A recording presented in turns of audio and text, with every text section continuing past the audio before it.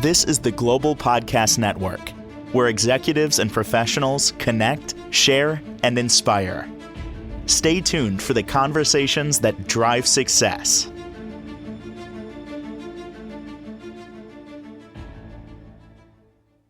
It's amazing.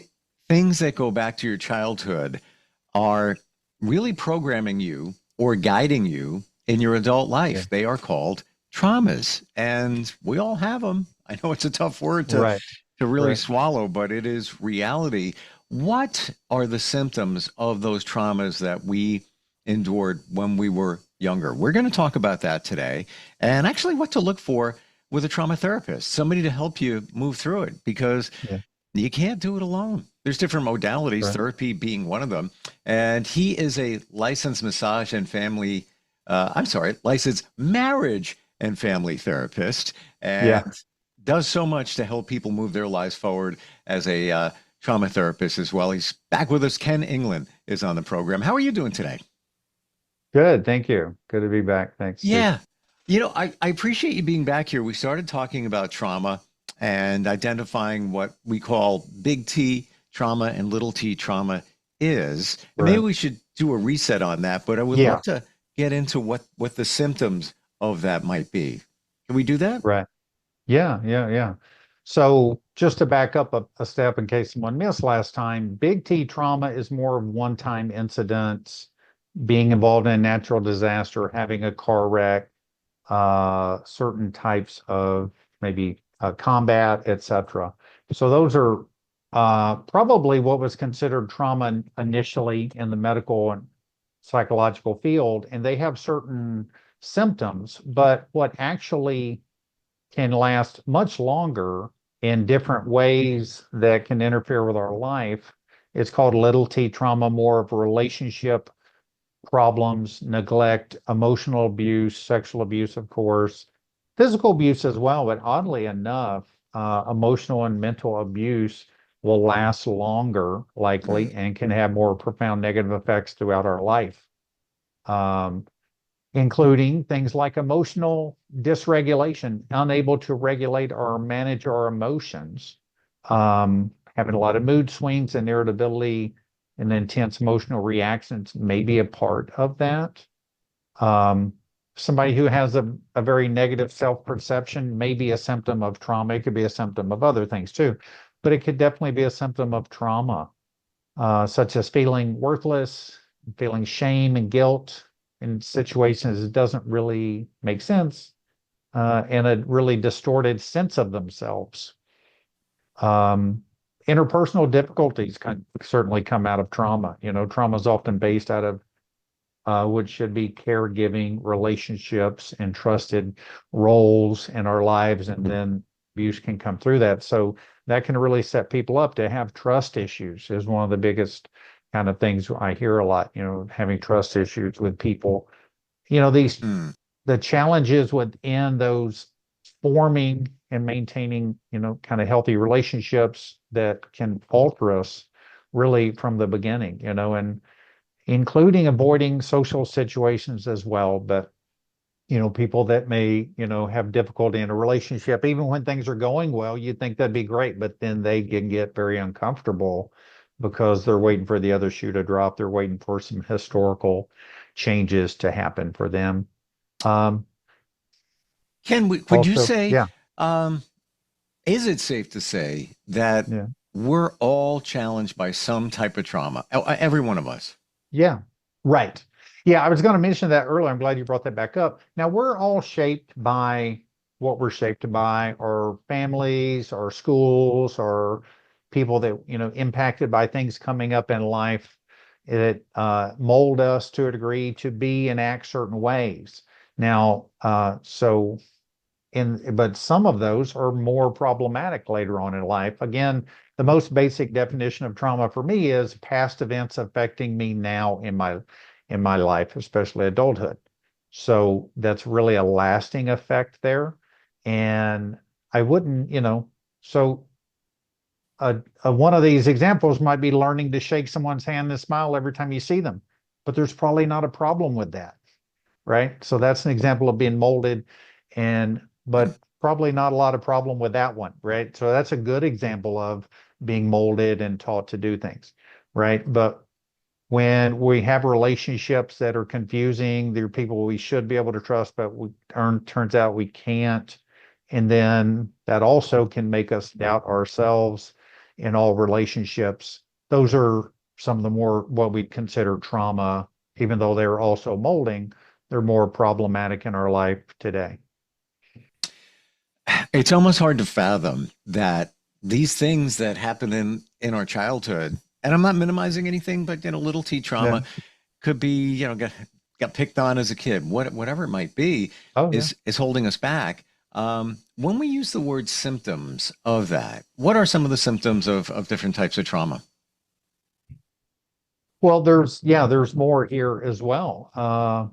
Some of them pretty interesting and intense. One could be dissociation, feeling detached from ourselves and Hmm. our surroundings.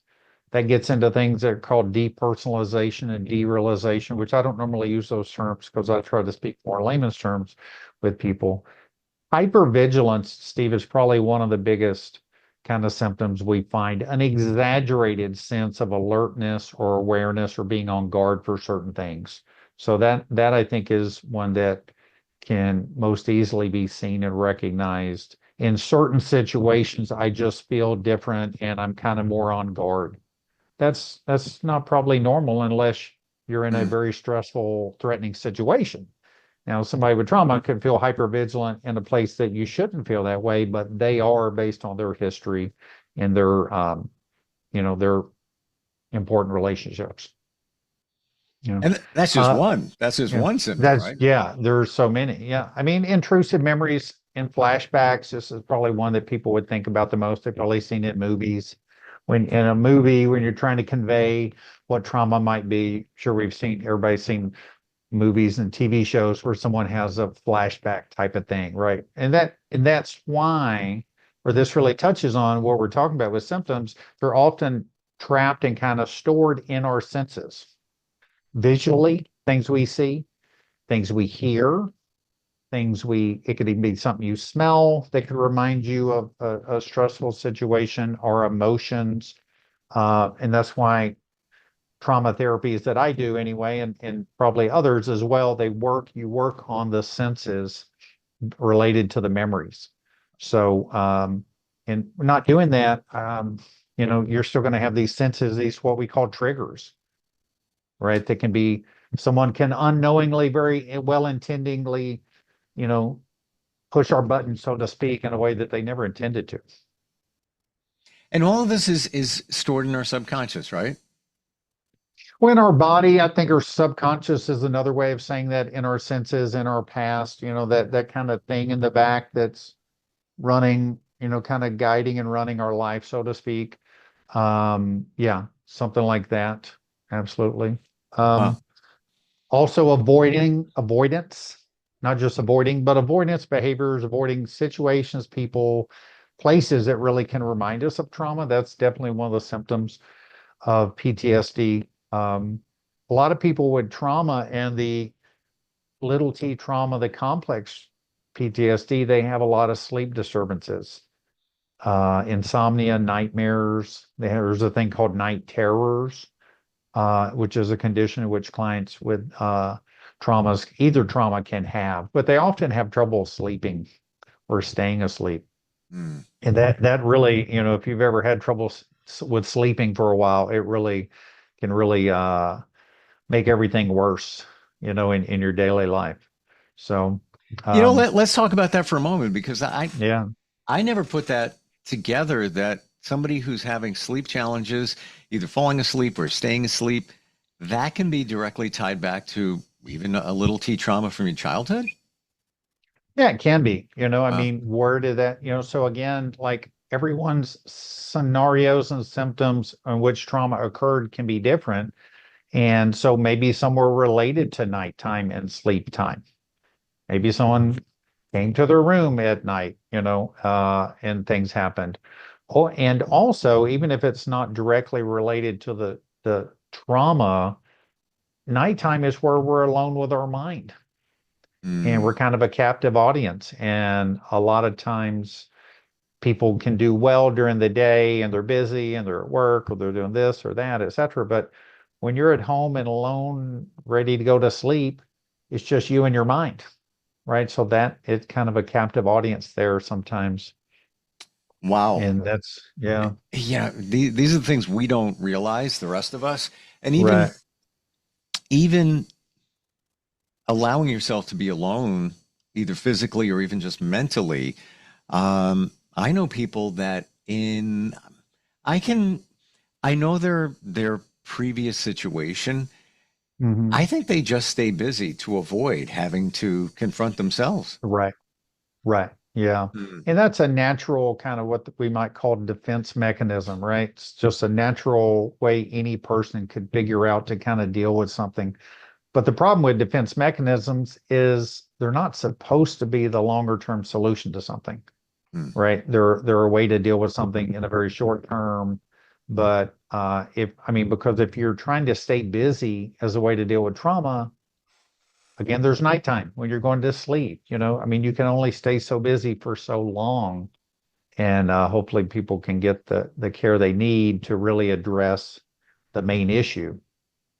Is this also considered PTSD? Now, when we hear those letters, Hmm. right away we think of Hmm. military, and rightfully Right. so. But when you Hmm. break down what the words mean, post-traumatic stress disorder, Hmm. you're Hmm. reacting to something that stressed you out, a situation, Right. and this is the post part of it. Would it also Right. be considered PTSD in some regards here? Absolutely. So PTSD originally was recognized related to military people returning from wars. And this more complex PTSD and this little t trauma took time to be recognized as that, right? So it absolutely is post-traumatic stress disorder. If you look in the DSM, the Diagnostic and Statistic Manual for diagnosing things, they're not just military, events in under the PTSD. Most of them aren't. And a lot of, I mean, these are a lot of things I'm talking about here as well. So it absolutely is PTSD. And that's one of the things that I think is important to mention is often people who have trauma don't think they do because of what you're bringing up, that like, hey, this is how I was raised. Didn't everybody get raised that way? Well, Yeah. no. And, Sometimes, and sometimes they find out, no, that's not what happened in everybody's household. Yeah. yeah, 100% right. And I have one friends, but one in particular who has anxiety, has trouble sleeping, has a lot going on, and says their childhood was great. There was no issues. And, when I look at it on the surface, it appears that Right, way. right. But Yeah. we don't know how a parent interacts with a child. And Right. Right. and Right. it could be perceived in a certain way to that child. The parent could be great, Right. loving, everything's great. It appears to be, but that child maybe needed more coddling, needed more attention, whatever it might be. Mm. Uh, Yeah. and if you don't Right. know it, that you're not going to know why you're feeling a certain way, right? Right. Right. Yeah. And also, a lot of times people are grown up in families or people grow up in families that everyone else outside the family thinks are amazing and great, but in the family, they're not. The family has an outside face to the public Right. and a completely different relationship to themselves inside the public. And a lot of like, oh, what will people think if this and we're not perfect and you didn't go to this school or Sure. didn't play baseball all through, what have you, right?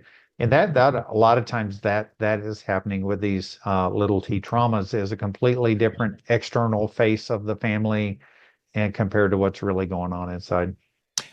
I think we have a call. Hi, can you hear us? Yeah, hi, how's it going, guys? I had like two questions I wanted answered. If it's fine. Absolutely. What's your name? So my name is Brian. It's actually about a past job I've had. Well, at my last job, I feel like I was getting a lot of like verbal abuse. I was just getting treated really bad. So now I like jobs I've been taking up, I haven't been able to keep them too long. Like just been pretty bad in that type of phase of my life. So you're saying that you had some jobs where you were verbally abused, and now at this point you're having challenges keeping newer jobs? Yeah, exactly. Like my former employer, the last place I actually like kept the job for quite a while, they just weren't treating me right. With a lot of like, I guess you can say abuse, like verbally. And nowadays, it's just Mhm. hard for me to even like keep a job, get into that same rhythm, like Wow. working. Right. Ken, what are your thoughts? Yeah. Well, that sounds like a current trauma. So not all traumas come from childhood. And I don't know, maybe there is some sprinkles of it in your life in childhood, but you can get trauma from a setting currently, or just a couple of years ago. And it sounds like kind of what you're talking about is hypervigilance, which was one of the symptoms that we mentioned earlier, right? Now, it wasn't right the way they were talking to you, of course, but now you may be more on guard for people talking to you that way. Now, again, no one wants to be talked that way, but it sounds like that experience in that one job really set you up to be extra affected by that kind of talk now. Is that right? Yeah, exactly. I guess it might make me a little hesitant on like how I Yeah. like talk, but I don't know. Not sure. Yeah, it could make you, talk about whether you feel comfortable greeting people or being open and vulnerable to any degree. I mean, it's work. We shouldn't be completely vulnerable in our workspace is probably not the setting for it, but whether you feel um, comfortable raising your hand to take on a new task or job or a new project someone's doing or something like that, you may just kind of wait till someone calls on you, so to speak, or assigns it to you. There's all kinds of ways that could show up for sure. Wow.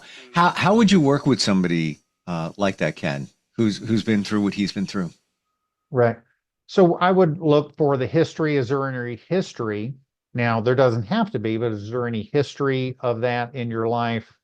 And we'd work in it a little bit differently with EMDR compared to trip trauma therapy, but we'd want to target those memories and work with them in the ways that those two trauma therapies do, and explore the meaning, and then try to also have those past experiences have less of an impact on him now.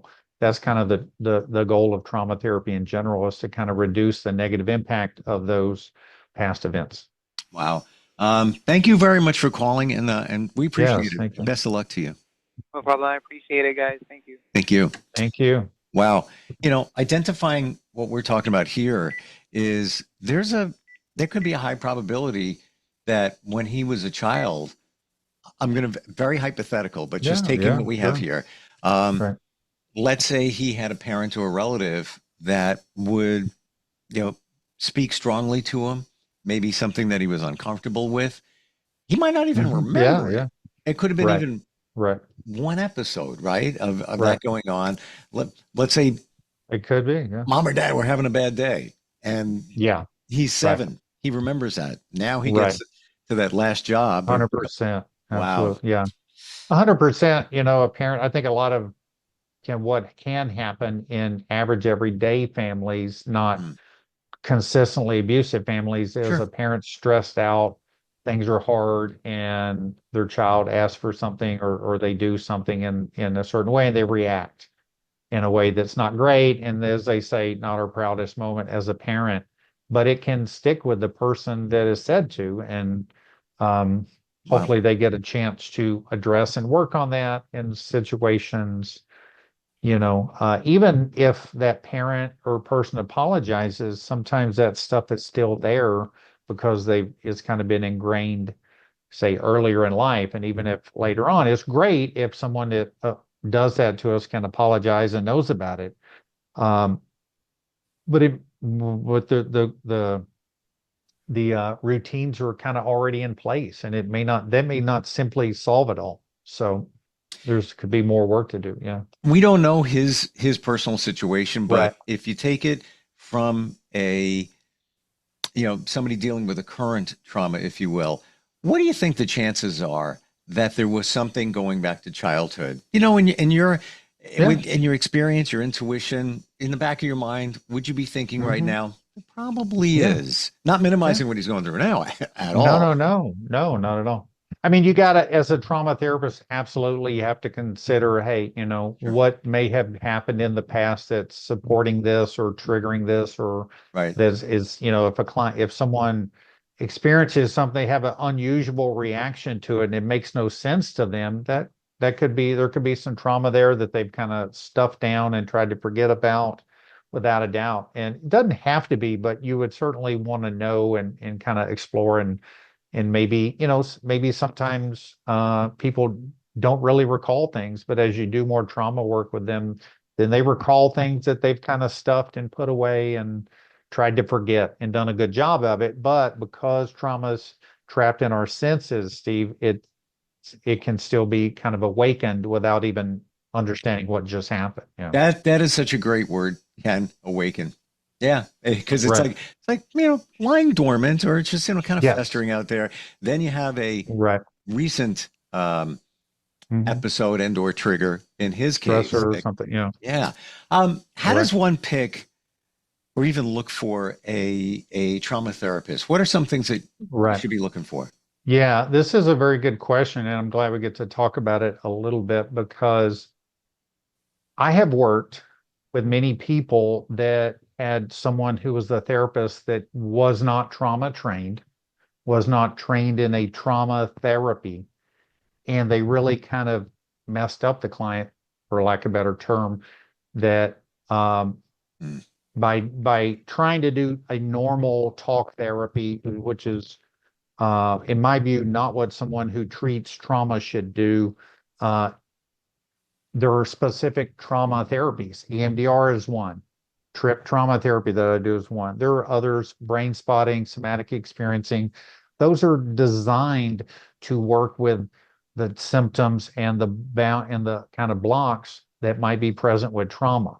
But I've met a lot of people, clients that don't want to talk about their past because someone who wasn't trained in it just naturally try to kind of talk about it, which a therapist would probably do unless they know trauma is kind of its own thing. You really want to be trained in that and be trained in a specific trauma therapy. Um, there's a term called trauma focused, which means that you're aware of how trauma might show up. However, to me, that doesn't mean you're trained in trauma therapy. It's a different, I want to kind of separate those out because a lot of treatment centers may be trauma informed, which means we're aware that trauma could be impacting a lot of different things for someone, but it sure. doesn't mean we know how to solve it. It doesn't mean we know how to try to resolve these traumas. So I think people definitely should look for someone who is trained in specific trauma therapies and has, I think hopefully you'd always want somebody that's well experienced in it as well. Wow. A lot of insight today. I appreciate that. Things that we may No, be thank you. Yeah. dealing with now, we might not even realize what's at the core, what's going on there. Right. Now, Right. Ken, you can work with people in what areas? California and Nevada. I'm a licensed therapist in California and Nevada. Yeah. And you can do that virtually as well? Yeah. Yeah. I do about half of my clientele or virtually. So I have clients in Northern California, Southern California. I mean, I'm in like around the Los Angeles area, in Nevada, anywhere in Nevada, in those states, I can work with them. Yeah.